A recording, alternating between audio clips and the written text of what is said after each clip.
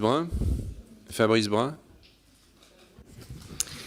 Merci, Monsieur le Président. Monsieur le Président Andréani, moi, je voudrais m'appuyer sur quelques exemples vécus sur le terrain, notamment dans le domaine de la gendarmerie, mais cette analyse vaut certainement également pour la police.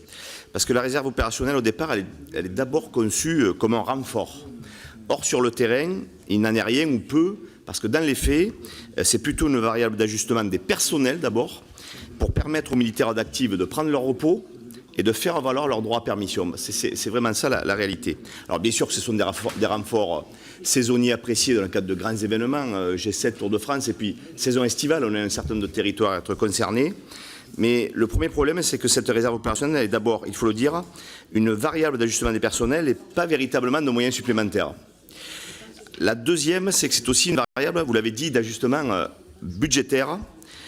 Parce que quand on construit le budget, alors sous réserve qu'il n'y ait pas de problème avec le calculateur budgétaire, parce que je crois que c'est arrivé récemment, on repart d'un socle de mesures à reconduire, de mesures nouvelles, et arrive ensuite le budget de la réserve opérationnelle qui est renégocié chaque année. Et puis, le troisième problème sur lequel je voudrais insister, c'est que cette enveloppe de réservistes opérationnels, elle est notifiée très tardivement au commandant de groupement.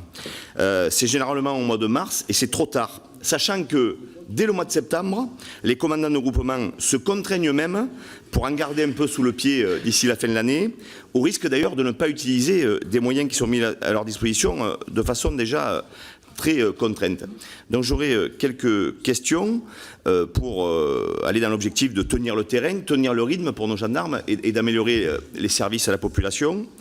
Ne serait-il pas possible d'abord de sanctuariser, sur la base d'antécédents bien connus, de sanctuariser une enveloppe non négociable et reconductible de réserve opérationnelle, plutôt que de la laisser voguer au gré des fils de négociation annuelles?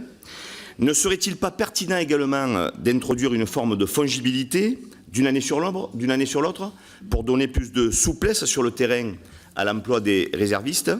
Et enfin, dernière question qui nous remonte très régulièrement, c'est celle de la décorrélation des crédits du titre 2 avec ceux du titre 3 et du titre 5. En clair, il y a des cas de figure où il y a suffisamment de moyens pour payer les salaires des réservistes, mais plus un rond, si vous me permettez l'expression, pour faire face aux frais de déplacement. Voilà, donc cette dernière question, c'est plutôt peut-être une invitation à mieux corréler ces différents titres de crédit pour une utilisation optimale de la réserve opérationnelle. Merci. Oui, Monsieur le Président, juste en complément à ce que disait tout à l'heure Mohamed Lakila sur le vivier que pouvait